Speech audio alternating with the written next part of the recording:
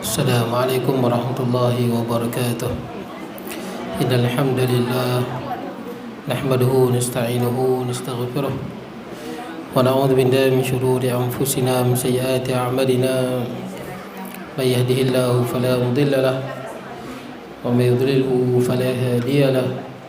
Asyhadu an la ilaha illallah wahdahu la syarika lahu wa asyhadu anna sayyidana wa nabiyyana Muhammadan abduhu wa rasuluh. Allahumma salli wa sallim wa barik ala sayyidina Muhammad wa ala alihi wa ashabihi ajma'in. Subhanaka la ilma lana illa ma 'allamtana innaka antal alimul hakim. Rabbi shrah li sadri wa yassir li amri wahlul 'uqdatam min lisani yafqahu qawli. Allahumma la sahla illa ma ja'altahu sahla wa anta taj'alul hazna was-sa'ba idza syi'ta sahla. ولا حول ولا قوة إلا بالله العلي العظيم. أما بعد. Hadirin jemaah yang dirahmati Allah, alhamdulillah pada tengah hari ini kita dapat bertemu. Semua sihat noh. Alhamdulillah. Jadi saya minta maaf lambat sikit. Kita berhenti di mana ni? Muka surat berapa? 36. Baik, kita tengok muka surat 36.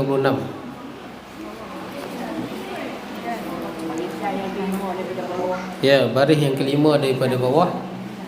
Kita masih lagi di bawah tajuk berkenaan dengan marah. Marah. Baik, qala musannifu rahimahullahu ta'ala wa nafa'ana bi ulumi fid darain, kata pengarang.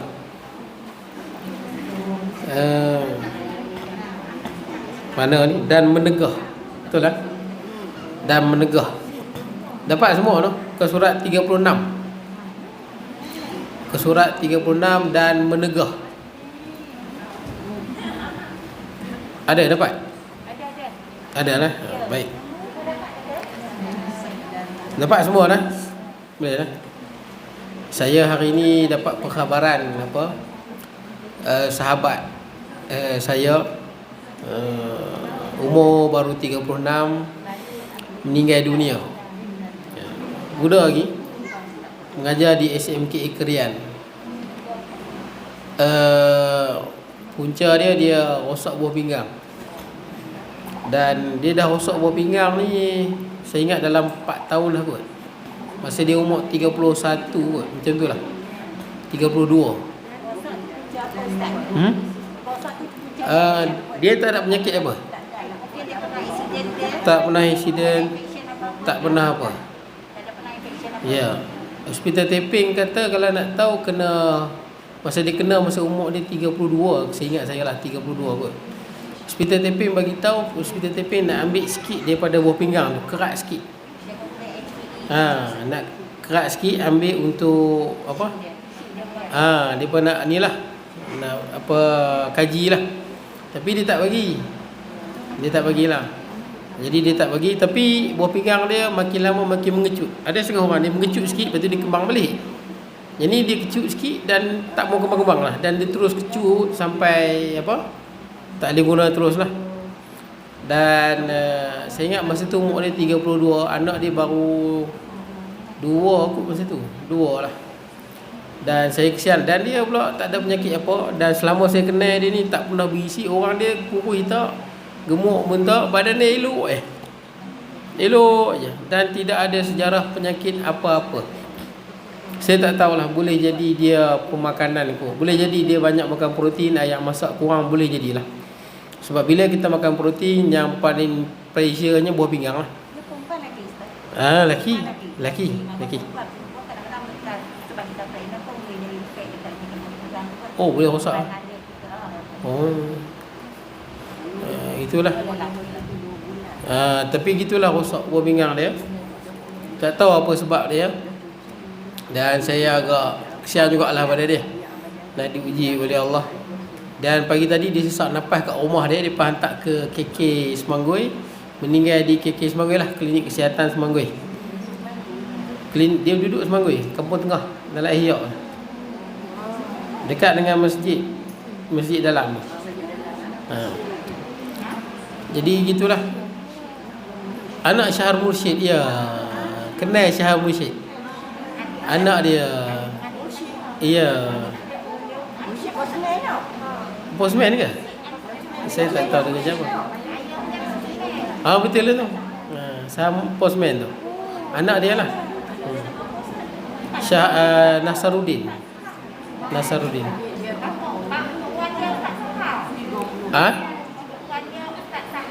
Ustaz Sahab. Begitulah, saya agak terkejut juga lah kan, macam mana sebab semalam 4 tahun aku, saya ingat 3 tahun 4 tahun lah. Tapi itu menjadi asbab lah sampai masa lah. Tapi saya kenal dia daripada Darul Quran, di senior saya.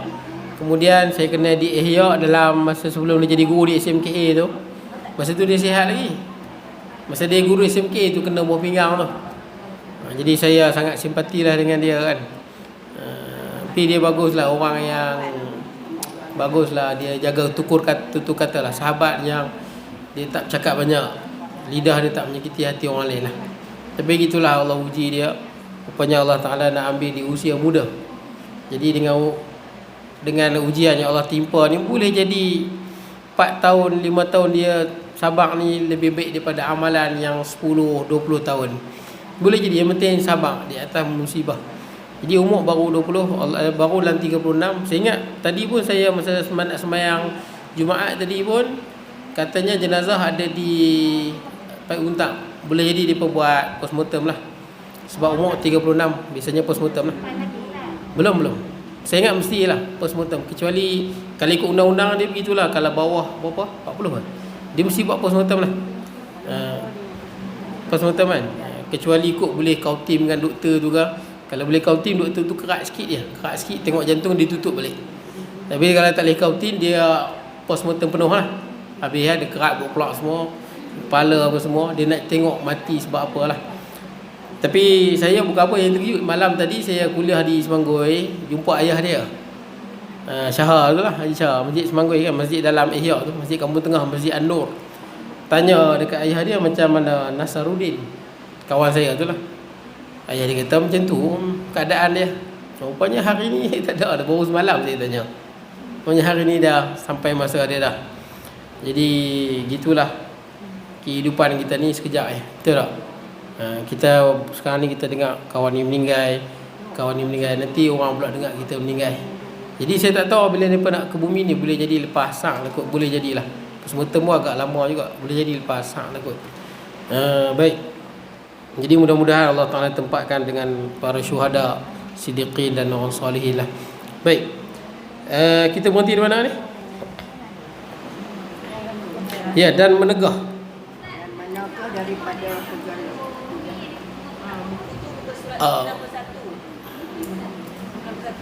ya, buku tu muka surat 91.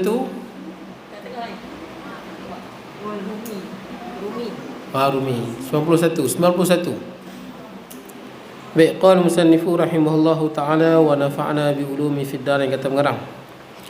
Dan menegah daripada segala kejahatan dan menyuruh dengan mengerjakan kebajikan, dan adalah marah itu seperti anjing perburuan. Dia ni perumpamaan perumpamaan. Marah tu macam anjing perburuan. Tahu anjing perburuan, Arab panggil dia mukallibin. Mukallibin ni maksudnya anjing yang dilatih untuk berburu.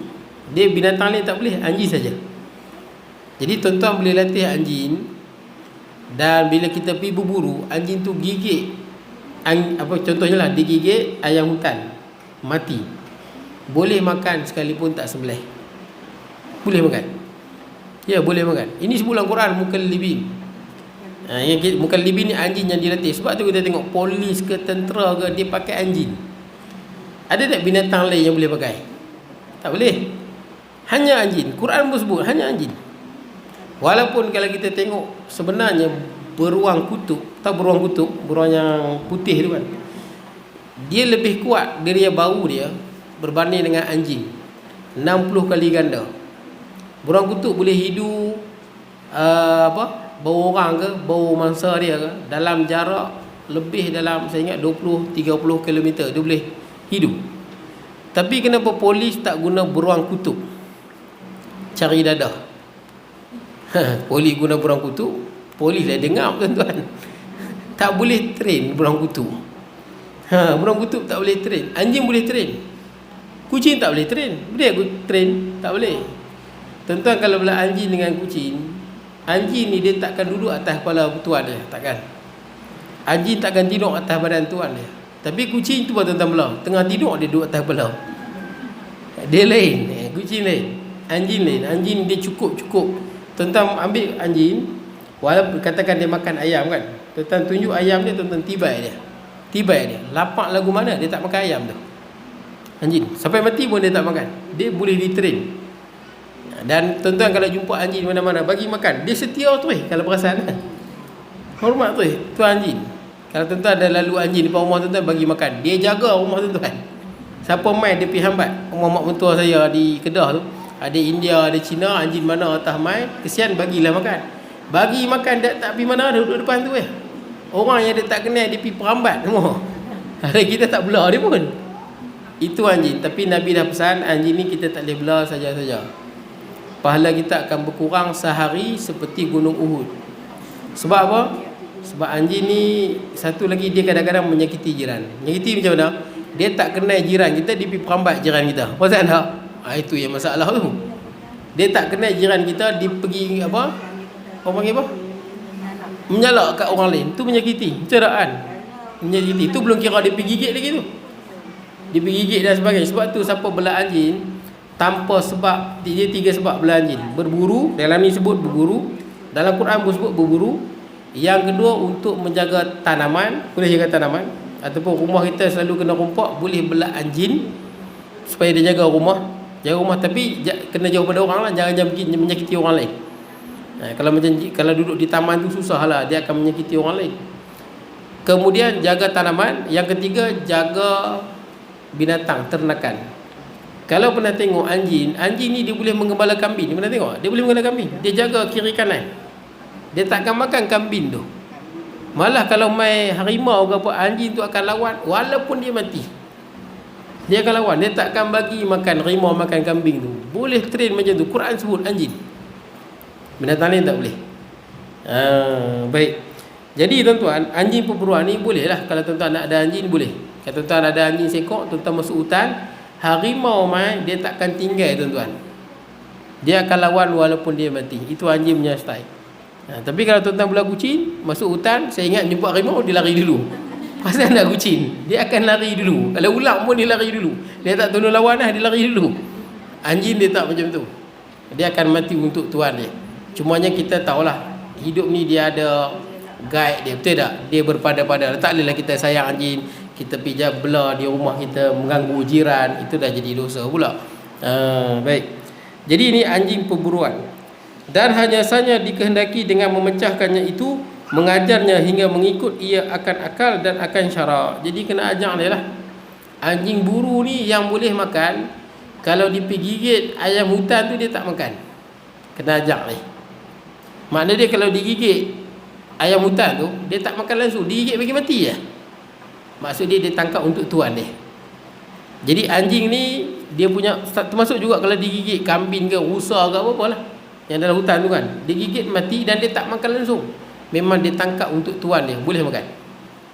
Tapi kalau dia gigit rusa tu dan dia makan sikit, maksud dia tangkap untuk dia. Jadi kalau dia dah makan sikit, jadi bangkai. Itu kena latih dia. Latih dia macam mana? Kena pandai-pandai, tibai sikit dia. Jangan bagi dia makan, memang dia tak makan. Itu anjing lah. Baik. Jadi kita kena train lah. Sifat marah ni kita kena pandu dia. Kita kena latih dia supaya kita marah bertempat, bukan marah tak bertempat.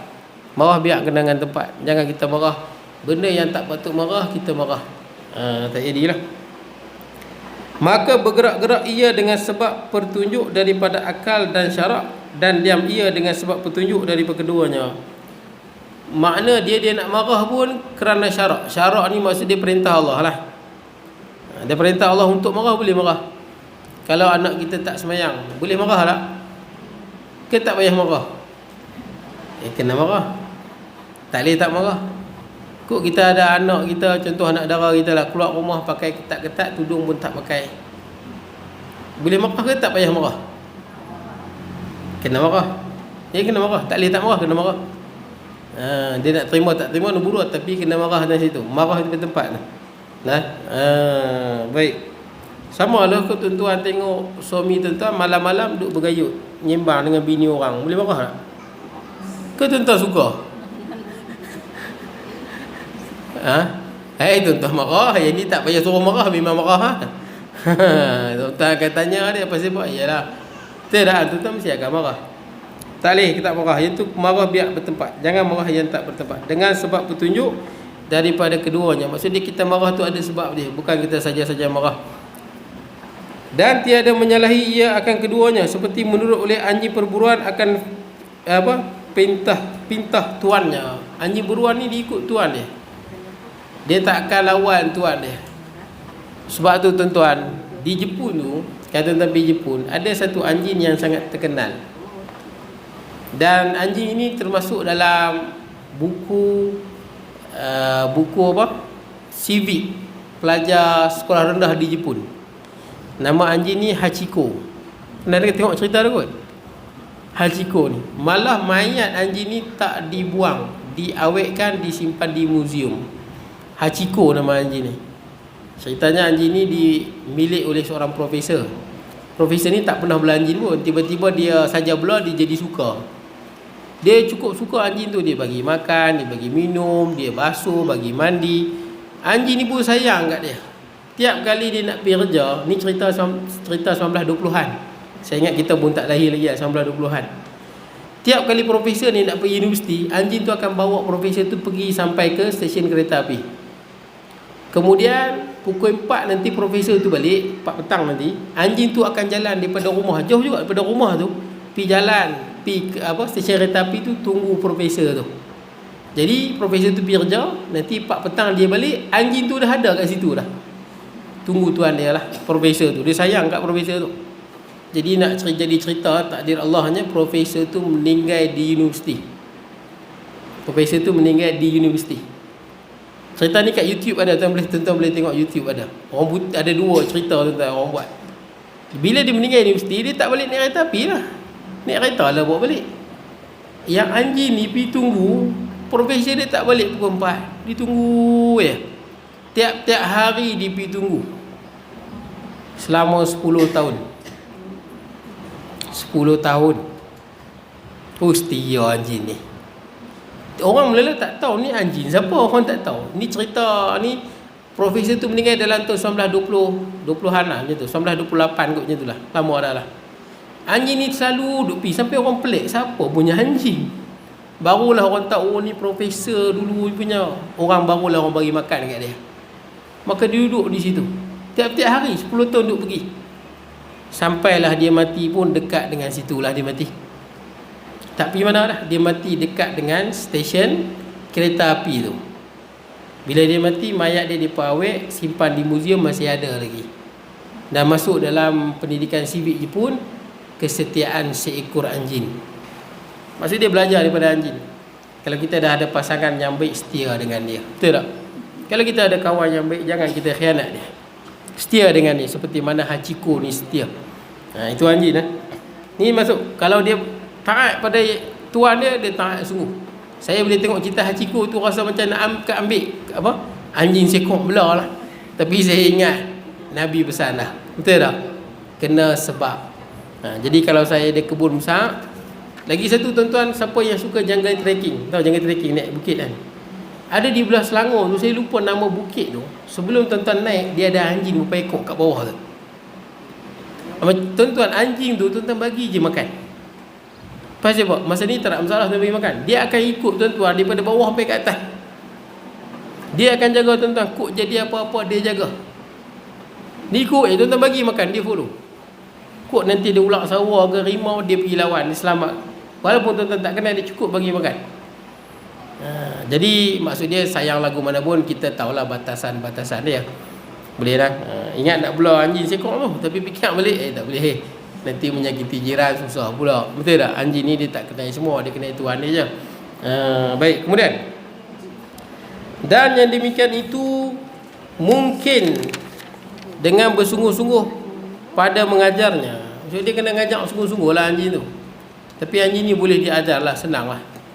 Nak ajar cari dadah ke, cari apa, anjing dia boleh kesan. Mayat ke. Tapi walaupun polis pakai anjing ni, kita rasa hebat dah lah. Anjing Jerman tu kan. Anjing yang paling hebat, anjing Jerman tu lah. Yang paling hebat nak pergi apa? Pergi cari barang-barang apa-apa lah. Dia panggil German Shepherd K2. German Shepherd K2. Paling cerdik, paling bijak. Itulah yang paling hebat sekali. Tapi orang yang seluduk dadah ni lagi pandai. Mereka ambil ayat kencing harimau. Harimau, ambil ayat kencing harimau. Bubuh je kat dadah-dadah tu. Renyih-renyih.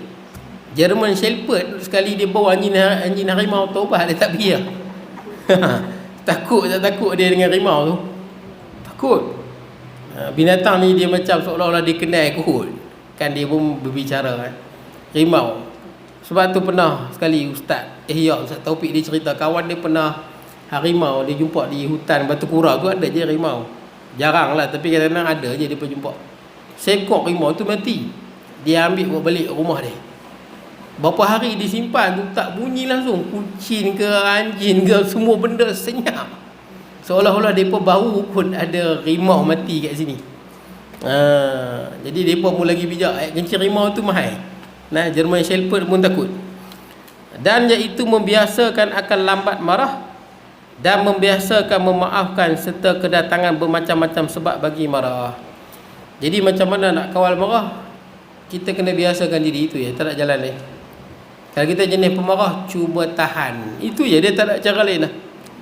Kadang-kadang ada orang diheran, aku ni tak boleh sabar lah. Tapi heran itu boleh sabar. Kan kita tengok ada orang ni boleh sabar. Ada orang kadang dia tengok suami dia garang. Aku heran tengok hang ni, suami hang utah boleh sabar. Betul tak? Ada orang kadang-kadang dia kata, kalau aku tinggal dah laki aku kalau aku ni. Ada orang kan, jangan kata lagu tu. Kalau dia boleh sabar, baguslah, betul tak? Jangan kita pergi hasut pula. Ada setengah orang dia pergi hasut. Kalau aku pun tinggal laki aku ni. Boleh lah tuan-tuan. Jadi tuan-tuan, apa dia, pasal apa ada orang boleh sabar, ada orang tak boleh sabar? Tuan-tuan, rahsia dia ada apa sebab lah. Yang pertama adalah hadis Nabi, kita tengok ada orang cepat marah dan berani. Terutama tuan-tuan tengok kalau orang negro, orang Afrika, orang putih, biasanya mereka ni kalau bergaduh, mereka senang bertumbuk. Kalau perasan lah, mereka tak takut bertumbuk. Boleh tengok di Eropah, sikit punya cerita pun boleh bergaduh teruk, boleh bertumbuk. Kita orang Melayu sembang banyak, betul tak kan? Kata-kata tak jadi apa-apa pun, jaranglah nak bergaduh ni. Sebab manusia ni dijadikan daripada tanah. Tanah ni ada macam-macam. Ada hitam, ada putih, ada lembut, ada keras. Itu menjadi sifat manusia. Sebab tu orang Melayu dia ada sifat dia. Perasan tak? Orang negro dia ada sifat dia. Orang putih ada sifat dia. Malah kita warna pun nampak warna kita kan. Macam warna tanah. Orang putih, tanah dia warna putih. Negro daripada tanah warna hitam. Siapa yang warna hitam daripada tanah yang warna hitam? Negro. Kita ni daripada tanah yang antara hitam dan putih. Betul tak? Tu yang kita ada yang putih, ada yang sawo matang, ada yang gelap sikit.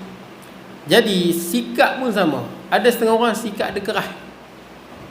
Sebab ada tanah yang keras, payah nak mengalah. Ada setengah orang sikap dia lembut, ada tanah yang lembut. Tu tuan-tuan, besar orang punya, siapa punya tu? Orang belah? Ha? Orang belah? Ini bukan kera, ni macam beruk, betul tak? Oh, beruk. Saya jarang, kalau dia lebih bungsu jarang nampak beruk. Banyaknya kera. Dia liga orang, kalau tuan-tuan takut dengan dia ligan lah. Tapi kalau kampung tuan-tuan dia berani, dia takut lah, dia macam tu je. Dia nak ngaji sama ustaz. Ha? Dia nak ngaji sama tu. Oh ya ke?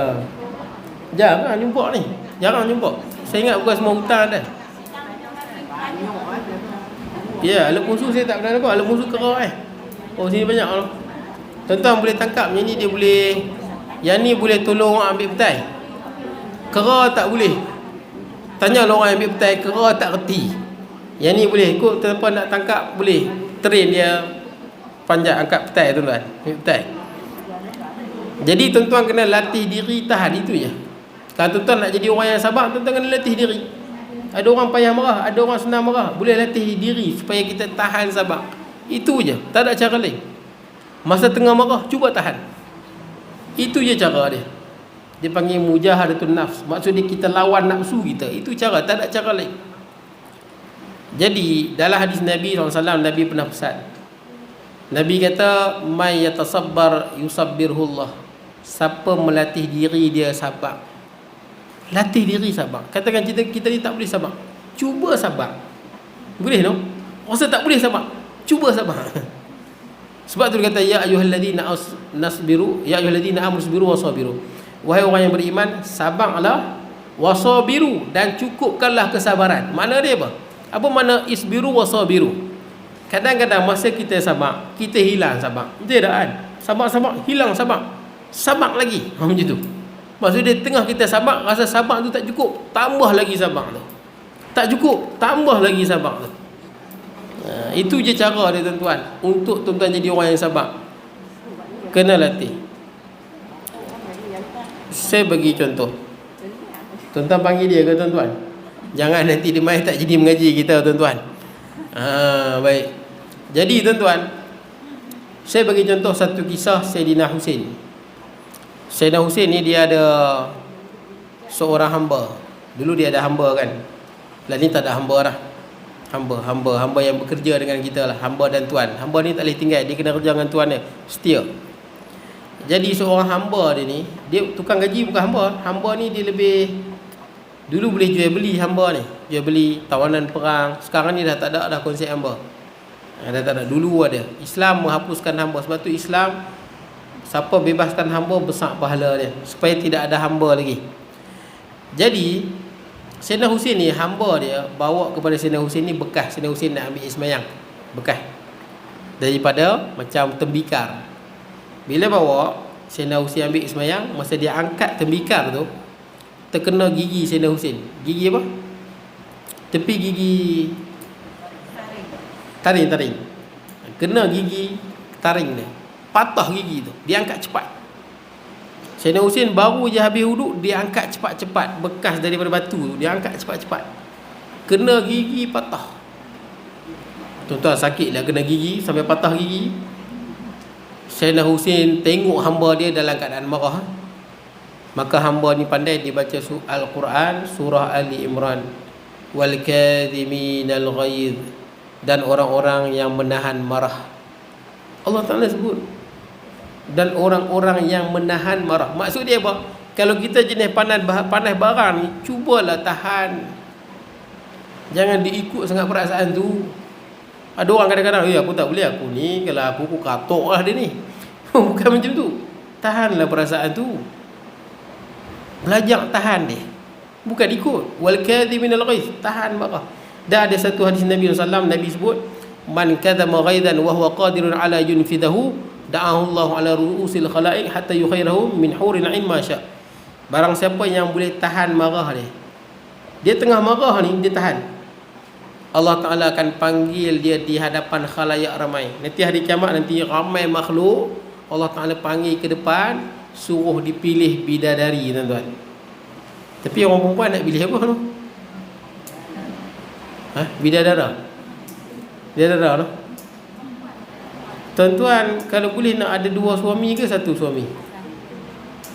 Kan di sini nak dua. Saya tanya tuan-tuan lah, di syurga lah. Kat dunia tak boleh lah. Kat dunia memang suami hanya satu. Kita tak boleh poliandri kan, suami banyak. Tak ada. Di akhirat dia ada sebab kesihatan juga.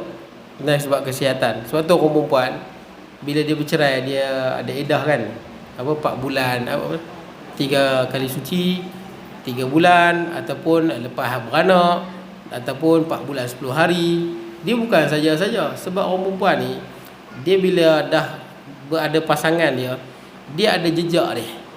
Jejak pasangan tu ada pada dia. Jejak pasangan, saya tak tahulah macam mana jejak tu, tapi jejak tu ada kesan. Seorang perempuan kalau dia dah bersama dengan seorang lelaki, kesan lelaki tu ada kat dia selama tempoh iddah. Kalau dia masih lagi, dia darah dia 3 kali suci kan. Kalau dia dah menopause, dia 3 bulan, betul tak? 3 bulan. Kalau dia beranak, ada anak, dia mengandung sampai beranak. Pasal mengandung tu hak lelaki tu lah, betul, benih lelaki tu lah, sampai dia beranak.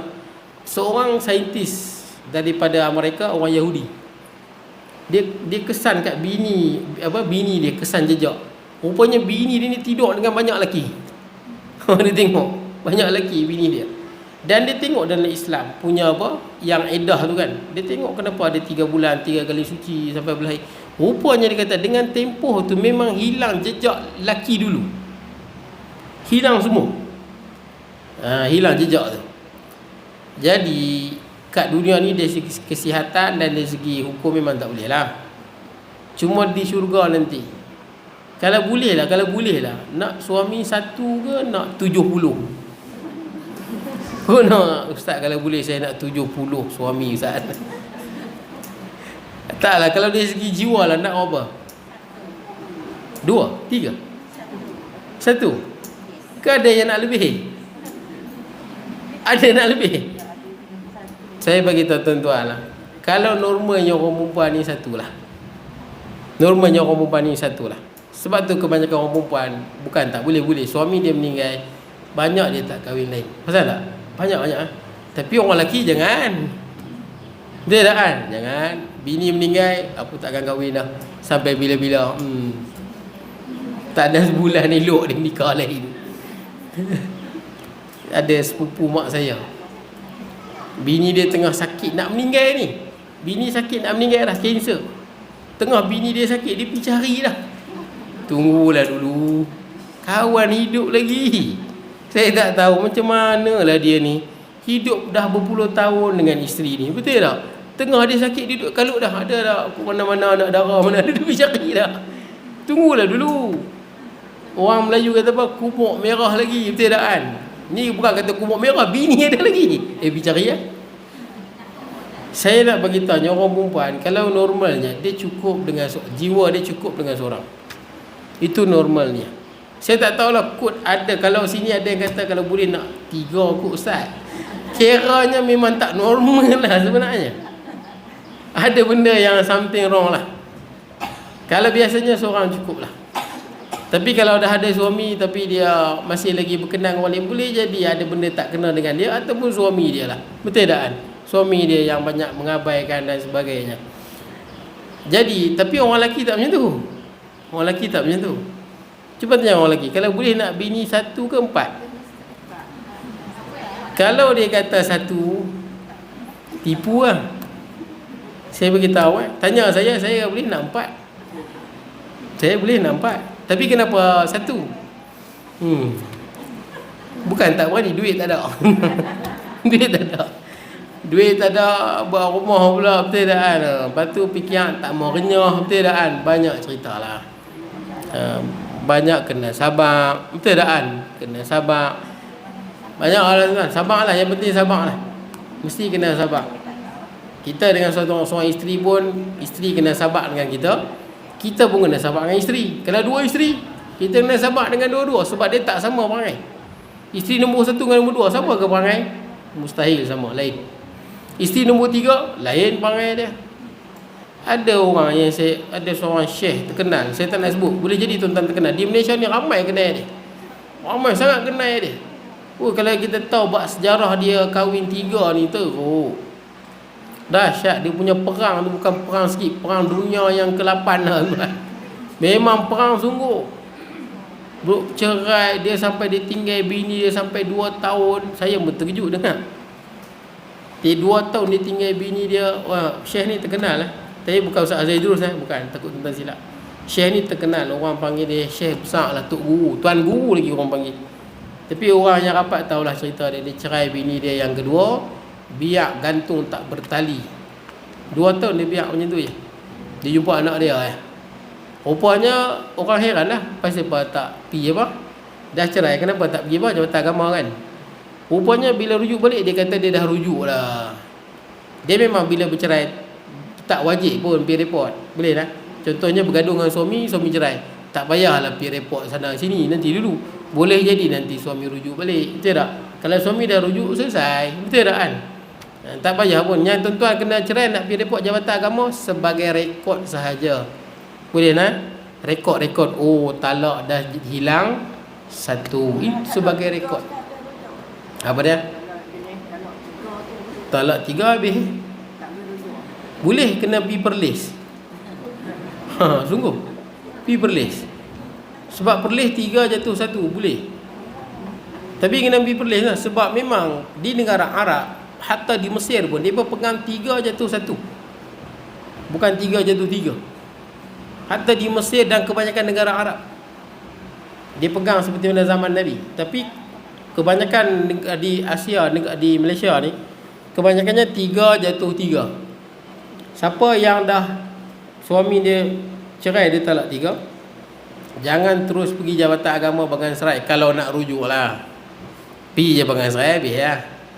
Pertama duit, peguam semua duit. Betul tak? Tanya je orang yang pergi peguam Mahkamah Syar'i. Nak selesai nombor 2. Ni dulu, peguam bukan free, semua duit. Tanya je orang, baik orang perempuan ke orang lelaki ke, betul tak kan? Setiap kali jumpa duit saja. Bukan saya nak salahkan peguam, itu memang kerja dia. Tapi duit saja. Kadang-kadang kes tu tak habis-habis, betul tak? Pergi-pergi hakim tangguh dulu kes. Duit dah kena bayar. Pakai pasal apa? Pasal peguam mai. Peguam dia tak kira. Kes selesai ke tak selesai ke, aku dah mai kena bayar. Peguam punya style. Ada kerja dia. Jadi kalau jadi perceraian, jangan terus report. Samalah kita kalau dengar jiran cerai bini dia. Jangan terus kita, boleh jadi dia rujuk balik, betul tak? Kalau dia talak 1, boleh jadi dia rujuk balik. Tak ada syarat pun report. Mana ada syarat report? Tak ada syarat.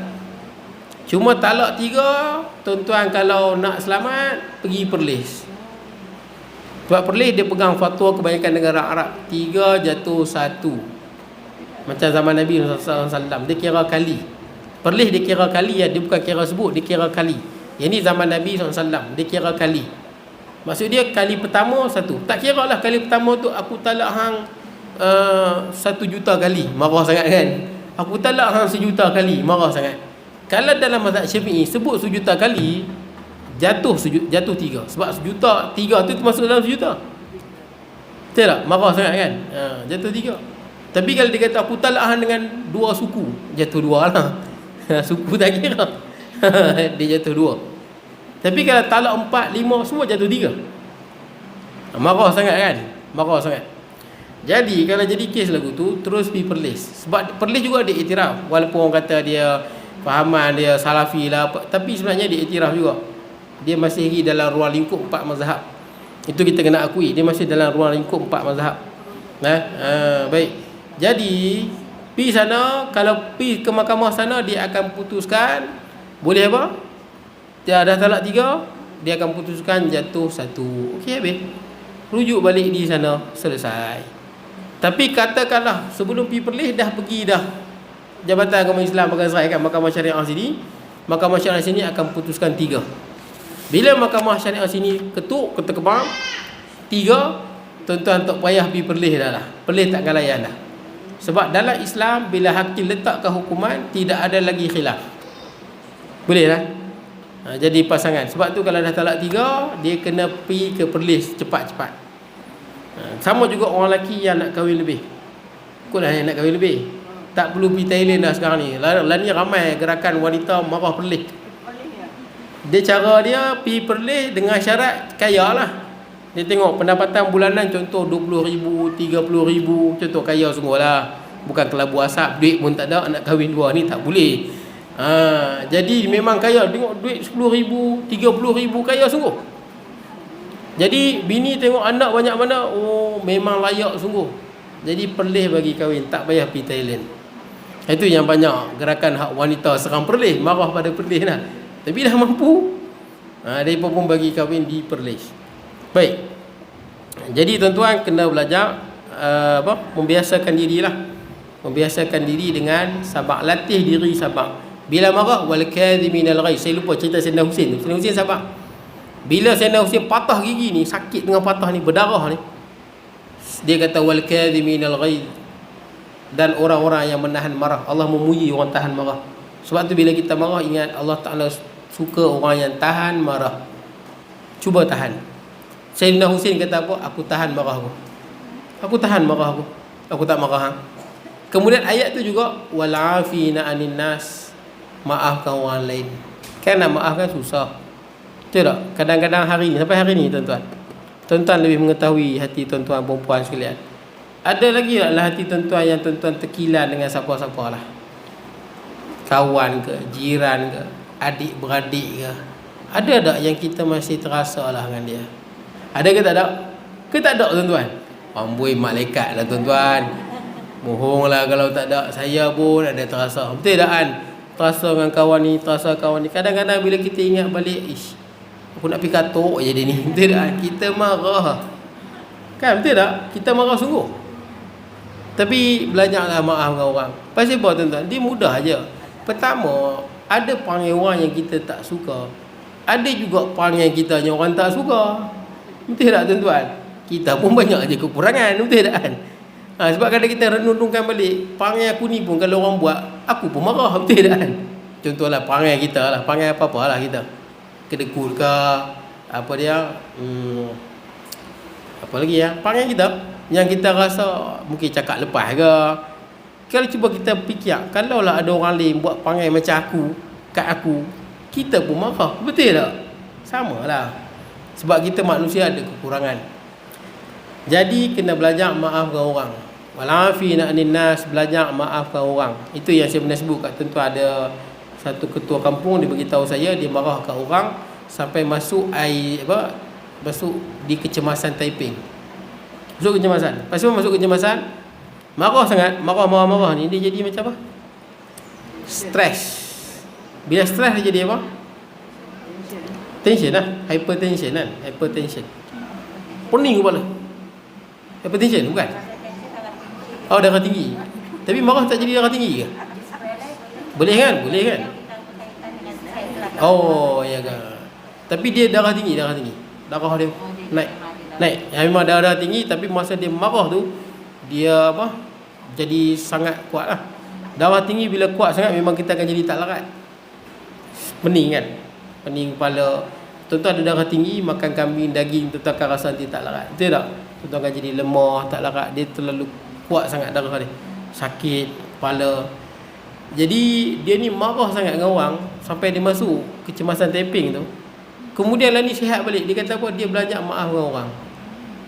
Dan lah itu je. Dia belajar. Dia marah lagu dia tak apa, aku maafkan dia. Aku pun ada kekurangan lah.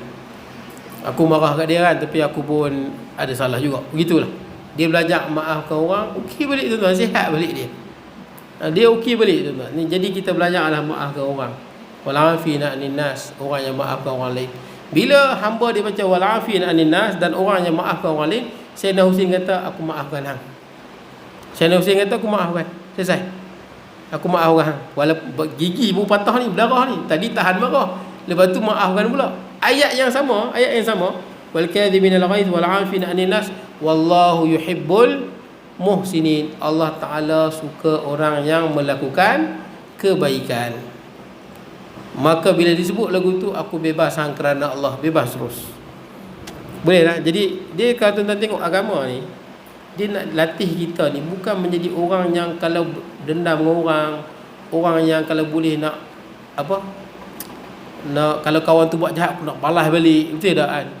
Kalau contohnya lah, kita susah, adik-beradik tak tolong. Masa kita susah kan, adik-beradik tak tolong. Kita tengah susah, suami sakitnya, anak sakit, kita susah, adik-beradik tak pandang langsung kita. Satu masa kita kaya. Betul tak ni? Saya tengok emas penuh kat tangan ni. Ini Zulian ke betul? Zulian ke betul? Betul lah Ustaz. Apa Zuliannya Ustaz? Okey lah betul.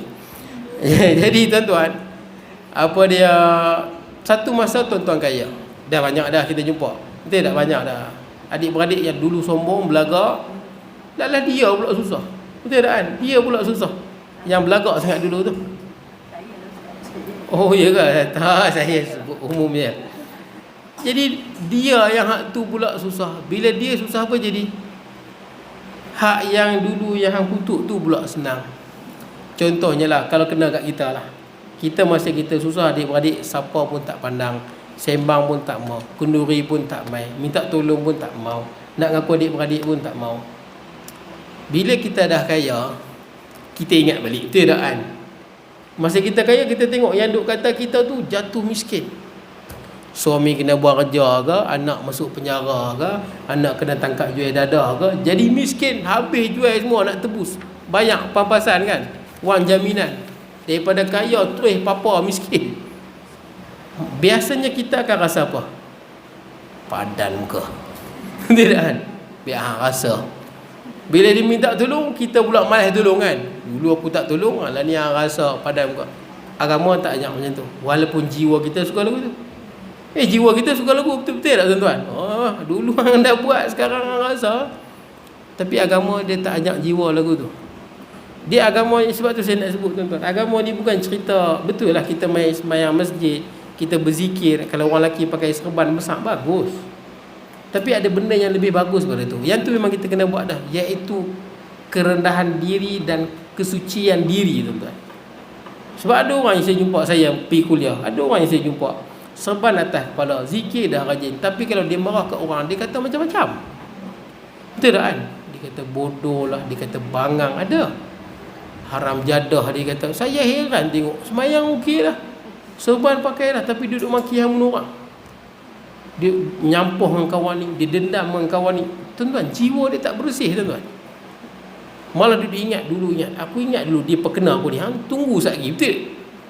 Tuan-tuan, Islam tak bermain lagu tu. Islam bukan begitu. Islam ni dia ajak, kalau kita dalam jiwa kita, contoh kan, aku geram dengan dia ni, contoh kan, dia ni dulu masa aku susah dia tak tolong, dalam hati tunggu sekejap lagi. Islam bukan macam tu. Islam ajak diri kita buang benda tu. Sebab tu bila diri kita duduk di satu keadaan tengah dendam, marah apa semua, tarik ke bawah, bersihkan balik, lapangkan balik jiwa. Itu Islam tuan-tuan. Mungkin banyak orang terlepas pandang, itulah nilai Islam yang sebenar. Dalam hadis Nabi sebut jelas, innama bu'istu liutammima makarimal akhlak. Nabi sebut jelas lah, aku diutuskan untuk menyempurnakan akhlak yang baik. Itu je, akhlak yang baik. Satu lagi tuan-tuan, saya bagi contoh.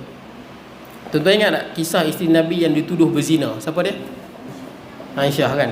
Dituduh berzina dengan siapa? Fatimah dituduh, Fatimah pula, Aisyah radhiyallahu anha dituduh berzina dengan siapa? Safwan bin Mu'attal. Tuan-tuan tahu Aisyah ni isteri Nabi kan, yang paling muda dan yang Nabi paling sayang setelah Khadijah, anak Sayyidina Abu Bakar. Isteri Nabi yang mana Nabi sebelum kahwin dengan dia, Jibril tunjuk dalam mimpi dulu. Jibril datang dan tengok, dan Nabi tengok wajah Aisyah dalam mimpi dia sebelum pinang lah. Jadi hebatlah, Jibril tunjuk ini akan jadi isteri Nabi. Nabi sayang semua Aisyah ni. Dalam satu peperangan, Aisyah ni ikut Nabi SAW, ikut Nabi lah. Dan Aisyah ni duduk dalam apa? Tanduk, tanduk bekas yang orang angkat 4 orang tu kan, duduk dalam tu lah. Aisyah ni orang ni slim, kurus je. Jadi bila duduk berhenti berehat di padang pasir, tak ada R&R macam kita ni. Jadi bila nak qada hajat, dia akan pergi tempat yang jauh, yang orang tak nampak. Jadi dia nak qada hajat, dia pergi tempat jauh. Ni tentera banyak lelaki kan, dia pergi tempat jauh. Bila lepas qada hajat, dia mai balik, rupanya tentera dah jalan lah.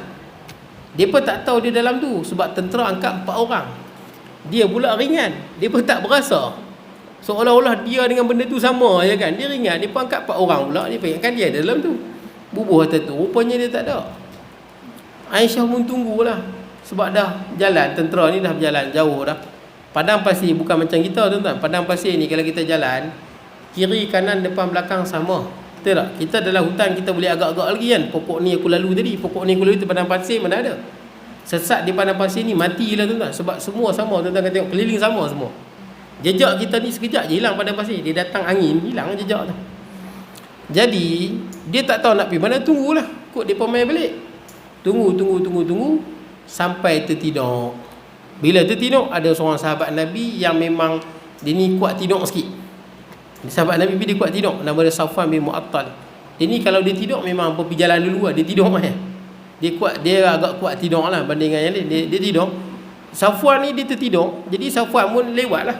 Dia pun dalam perjalanan nak kejar balik rombongan Nabi tu, dia nampak Aisyah radhiyallahu anha. Dan dia nampak muka Aisyah. Kan Aisyah tertidur, dia nampaklah muka Aisyah, Ummul Mukminin. Dia terus suruh naik. Dia sebut Ummul Mukminin dan dia suruh naik unta. Itu saja dia cakap. Lepas tu dia tak cakap apa dah. Dia duduk bawah, dia tarik unta tu cepat-cepat. Takkan nak tinggal Aisyah kat situ, betul tak? Takkan nak tinggal. Itu yang peluangnya ada, dia tarik cepat-cepat supaya jumpa rombongan Nabi SAW. Rupanya bila sampai di Madinah, rombongan Nabi dah sampai dah. Bila sampai di Madinah, Safwan bin Mu'attal pegang tali unta tu, Aisyah duduk atas unta. Orang pakat ramai-ramai tengok. Maka ketua munafik Abdullah bin Ubay sebarkan fitnah Aisyah berzina dengan Safwan bin Mu'attal. Nabi tak tahu yang mana satu betul. Nak kata tak, dah bersama dengan Safwan bin Mu'attal. Nak kata ya, boleh jadi juga tak, macam tadi kan, tertinggal dan sebagainya. Wahyu tak turun. Bila wahyu tak turun, Nabi memang tak tahu. Nabi hanya tahu berdasarkan wahyu. Wahyu tak ada, Nabi tak tahu. Jadi sebulan wahyu tak turun. Sebulan wahyu tak turun, Nabi tanya, buat ada Aisyah tak boleh nak jawab, pasal terkejut. Aisyah balik duduk rumah Sayyidina Abu Bakar dengan mak dia Ummu Ruman. Sedih sangat. Nabi tanya dia kan. Sampai dia terasa macam Nabi menyalahkan dia kan. Dia terasa begitulah. Nabi juga tunggu wahyu daripada Allah, tak tahu nak cakap apa. Aisyah balik duduk rumah Sayyidina Abu Bakar dengan mak dia Ummu Ruman. Duduk di rumah tu tiap-tiap hari menangis je. Nabi pun agak sedih. Isteri sendiri kan, orang tuduh isteri dia berzina. Apa perasaan Nabi SAW? Sedih lah. Dan antara Abdullah bin Ubay ni, dia duduk sebarkan fitnah. Ada sahabat Nabi yang percaya, 3 orang. Hasan bin Sabit, Hamnah binti Jahsyin dengan Mistah bin Usathah. Mistah bin Usathah ni lelaki bukan perempuan. Mistah bin Usathah. Dia pun sama percaya, duduk sebar. Kata apa? Aisyah berzina, Aisyah berzina. Mistah bin Usathah ni orang miskin, hidup di Madinah tu dah bertahun-tahun. Sayyidina Abu Bakar yang bagi makan minum pakaian kat dia. Sebab Sayyidina Abu Bakar ni kaya. Tapi dia termakan fitnah ni. Dia lupa jasa Sayyidina Abu Bakar tu, yang dah bagi dia makan, minum, pakaian, semua. Sayyidina Abu Bakar yang belajar dah bertahun-tahun dah ni. Dia terperdaya, dia pula duduk sebar, kata Aisyah ni berzina, Aisyah ni berzina, Aisyah ni berzina. Tiba-tiba turun ayat Quran menyucikan nama Aisyah kan. Ayat Quran turun menyucikan Aisyah tak berzina. Maka orang yang tuduh ni kena sebat. Termasuklah Mistah bin Usathah kena sebat 80 kali. Jadi bila Mistah bin Usathah ni yang menyakiti Nabi SAW kan, sebarkan fitnah, menyakiti Sayyidina Abu Bakar, dengan Aisyah lagi teruklah kena fitnah. Dan mak Aisyahnya, Sayyidina Abu Bakar ni agak terasa sungguh dengan dia. Selama bertahun-tahun aku bagi makan, minum apa semua ni, tanggung kehidupan dia. Dia boleh fitnah isteri Nabi, sakiti Nabi. Sayyidina Abu Bakar bersedih dengan isteri dia. Sayyidina Abu Bakar kata bila turun ayat ni menyucikan Aisyah, Sayyidina Abu Bakar kata, demi Allah aku takkan dah tanggung dia. Demi Allah aku tak tanggung dia dah. Susah hang nak pandai lah. Macam tu lah, demi Allah aku tak tanggung dia lah. Kalau macam kita lah, aku tak tanggung lah. Tengoklah esok lusa kot kan. Setakat ni aku tak mau lah. Macam tu lah. Sayyidina Abu Bakar kata tak mau dah lah. Bila Sayyidina Abu Bakar sebut lagu tu, turun ayat Quran. Fal ya'fu wal yasfahu, maafkanlah. Tuan-tuan, baru jadi fitnah. Baru sangat. Baru fitnah, baru tahu itu fitnah. Selama sebulan dia sebarkan fitnah. Selama sebulan dia sebarkan fitnah. Kemudian kena sebat. Ayat Allah Ta'ala tulis kata fal ya'fu, maafkanlah. Padahal tuduh anak kita berzina tu, anak Nabi juga tu. Fal ya'fu, maafkanlah. Wal yasfahu, lapangkan dada. Perasan tak? Masa kita marah, kita rasa sempit dada. Perasan? Contoh kita marah kat suami, rasa macam mana dada tu? Sempit rasa, betul tak? Sempit ni, kalau kita marah ni rasa kecil. Dada kita tu, perasan tak? Tak tahu apa, nanti bila marah ingat. Betul dia kata Ustaz ni. Jiwa dalam ni tu rasa sempit. Sempit rasa jiwa ni. Nah, kata Quran fal ya'fu, maafkanlah, wal yasfahu, lapangkan dada. Makna dia apa? Tak payah duduk sempit sangat dada tu lah. Tak usah nak dendam sangatlah. Maafkanlah dan lapangkanlah dada. Ala tuhibbuna ay yaghfirallahu lakum. Bukankah hampa pun suka Allah ampunkan hampa? Hampa suka Allah ampunkan hampa, belajar maafkan orang lain. Kita pun ada dosa pada Allah. Tuan-tuan punya tinggi akhlak Allah Ta'ala ajak kita. Walaupun kita tengah marah-marah, kita tuan-tuan, kita lah, na'uzubillah, kalau ada orang fitnah kita ataupun anak kita berzina, saya ingat 10 tahun pun kita marah. Betul tak tuan-tuan? Satu kampung disebarkan anak dia ni berzina, sampai orang duk cakap-cakap. Marah ke tak marah?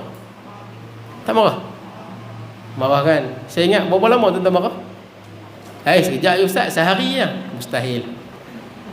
Saya ingat 10 tahun kalau tuan-tuan kenang balik, marah. Betul tak? Tapi Allah Ta'ala kata, ampunkanlah. Bukan sekadar ampunkan, lapangkanlah dada. Tu sempit sangat dada tu. Jangan duk dada kita ni duk ingat dia fitnah tu je. Betul tak? Lapangkan dada. Kita pun nak Allah ampunkan kita.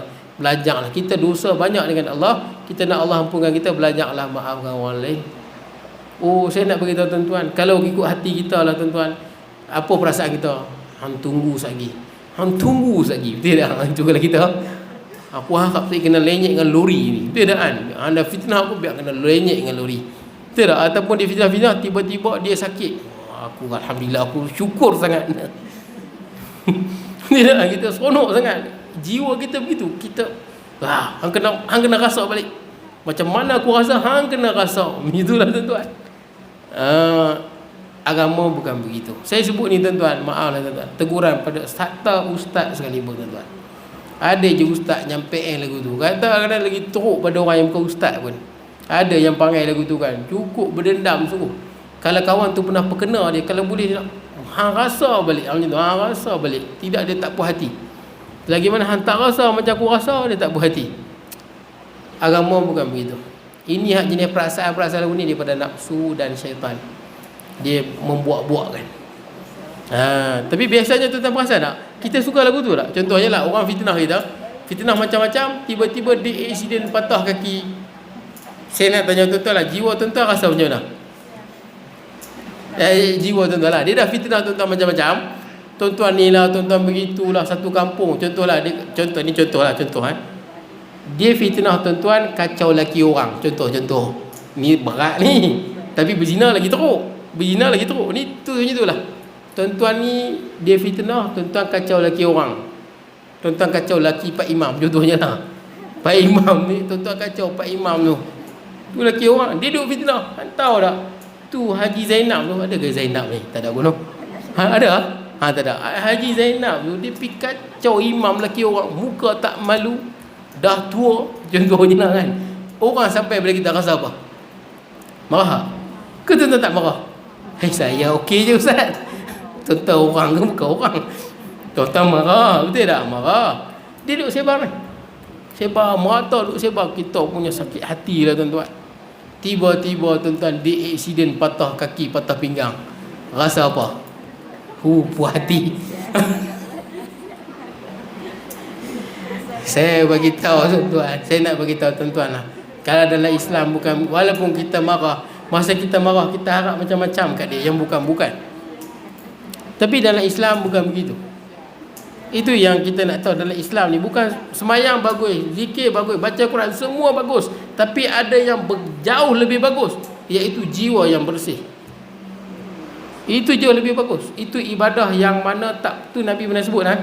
Nabi kata, Nabi sebut innal mar'a bihusni khulqihi la yablughu darajat as-sa'im wal qa'im. Seseorang dengan akhlak yang baik, contohnya lah tak berdendam, betul tak? Yang ni tuan-tuan boleh tengok dalam filem Melayu, betul tak kan? Mak mentua dia katuk dia lah, pukul dia, sabar, betul tak? Filem Melayu banyak mengarut tuan-tuan. Memang tak betul lah tuan-tuan. Tapi nak cerita filem Melayu tu boleh tengok lah. Kalau yang apa, heroin tu bagus sungguh, betul tak kan? Kena katuk pun tak apalah, betul tak kan? Sabarlah, filem Melayu ada. Jadi tuan-tuan, Nabi sebut orang dengan sifat yang baik dia akan mencapai darjat orang yang banyak semayang dan puasa. Dia dulu kat dunia tak banyak puasa, tak banyak semayang, tapi banyak maafkan orang.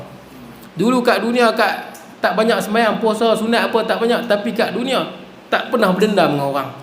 Dulu kat dunia tak banyak semayang, zikir apa semua tuan-tuan, tapi dia ni tak pernah apa, bercita-cita dengki dengan orang, cita-cita buruk dengan orang.